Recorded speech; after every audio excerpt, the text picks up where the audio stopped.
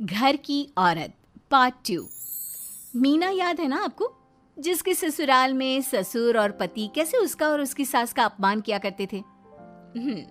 वैसे तो मीना को नौकरी की इजाजत मिल गई थी, लेकिन मीना, ये क्या है? खाना अभी तक नहीं बना। कब से मैं यहाँ बैठा हूँ कि नाश्ता कर लूँ।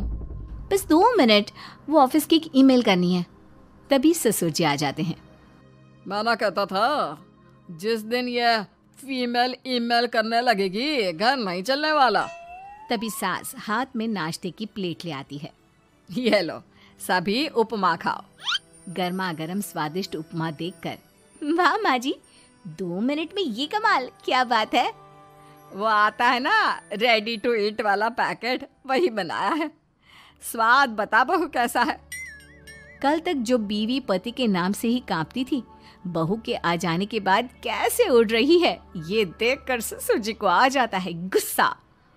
हाँ, पैसे तो पेड़ पर उगते हैं ना, या तेरा बाप दे जा रहा है जो बैठे बैठे पैसे खर्च कर रही है। अरे जरा शरीर चला लिया कर, वरना पता है ना जब मेरा हाथ पड़ेगा तो कैसे काम करती है तू। बहू बेटे के सामने खुद का अपमान सास बर्दाश्त नहीं कर पाती और रोती हुई कमरे में चली जाती है। क्या पापा, क्या जरूरत थी माँ से ऐसे बात करने की? सुबह से कुछ नहीं खाया है, अब जब खाना आया तो रुला दिया आपने। चलिए देखते हैं माँ कहाँ गई। मेरी जूती भी ना जाए उस पागल औरत को देखने। अरे क्या गलत काम मैंने? बस यही ना कि भाई पैसे बचाओ। अरे कमाने बाहर निकले ना तब पता चले कि कैसे हड्डी गल जाती है। बात तो सही कह रहे हैं पिताजी, माँ को तो बस पैसे उड़ाना आता है। अरे पर माँ ने तो सबके लिए नाश्ता ही बनाया था ना, कौन सा खुद के लिए गहने खरीदे थे। खैर, बहू समझ जाती है कि सारा मामला कमाई का ही है, क्योंकि सास कुछ करती नहीं, कुछ कमाती नहीं, तो ससुर जी उन पर हावी रहते हैं। फिर क्या था, अब थी बारी बहू की। माँ जी, दरवाजा खोलिए, देखिए मैं उपमा लेकर आई हूँ, गर्मा गर्म खा लेते हैं। सास कमरा खोल देती है।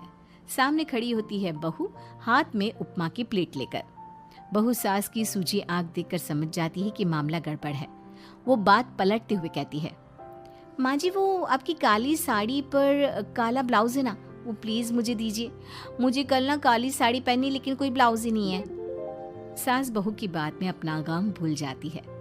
हाँ हाँ बहू, क्यों नहीं, वो तो मैंने अपने हाथों से डिजाइन किया था।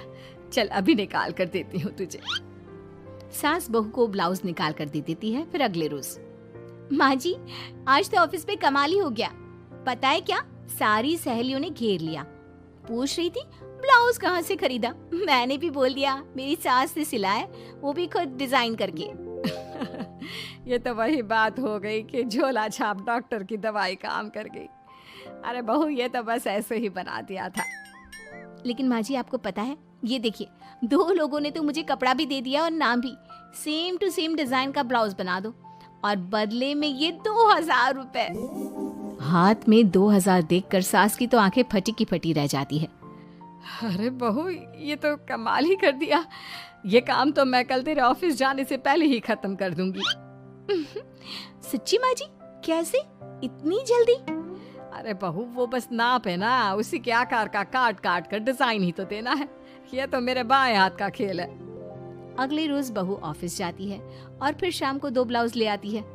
अरे बहू, क्या बात है, लेकिन इसकी डिजाइन। बहू फोन में सास को डिजाइन दिखाती है। अरे ये तो बच्चों वाला डिजाइन है, रुक अभी थोड़ी देर में ही दे देती हूँ। सास बहू को कपड़े सिल कर देती और बहू सास को रुपए। फिर एक रोज, माँ जी ये लीजिए कपड़े, लेकिन इसकी सिलाई मैंने ज्यादा ली है। वो क्या है ना, हैवी काम है, तो मेहनत ज्यादा लगेगी ना आपको। अरे रहने देती बहू, मैंने कौन सी बुटीक खोली है। बहू को सास की बात में दम लगता है और वो कुछ सोचती हुई निकल जाती है। वो कमरे में बैठी होती है कि उसके ससुर की जोर जोर से चिल्लाने की आवाज आती है। फिर फिजूल खर्ची। अरे तुम्हारे जैसी बेकार नाकाम काज करने वाली औरत कब पैसे की कीमत समझेगी? क्या जरूरत थी ये मशीन खरीदने की? अरे वो मैंने EMI में ली है, आपको पता है ना कपड़े सिलने का कितना शौक है मुझे। हाँ तो क्या दर्जी बनोगी? लोगों को पकड़ पकड़ कर नाप लोगी? अरे कुछ तो शर्म करो। तभी बहू आ जाती है, उसके हाथ में चाबी होती है। माँ जी ये चाबी, मैंने चौराहे में आपके लिए बुटीक खोला है, पैसा लोन से लिया है तो काम करके आप चुका देना। और हाँ माँ जी, कल उद्घाटन है तो 11 बजे दुकान में पहुँच जाना, पूजा में आपको ही बैठना है।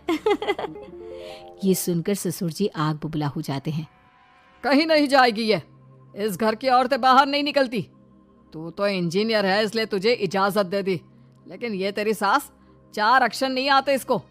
अरे रहने दे, क्यों पैसा बर्बाद करवा रही है। सास को डांटने की आदत ससुर जी को जो लग चुकी थी। सास बहू की ओर देखती है, तो माँ जी कल वक्त से तैयार रहना। ससुर जी आप ही तो माँ जी को कहते थे ना उन्हें पैसे की कदर नहीं है, तो अब वो खुद ही कमाने जा रही हैं।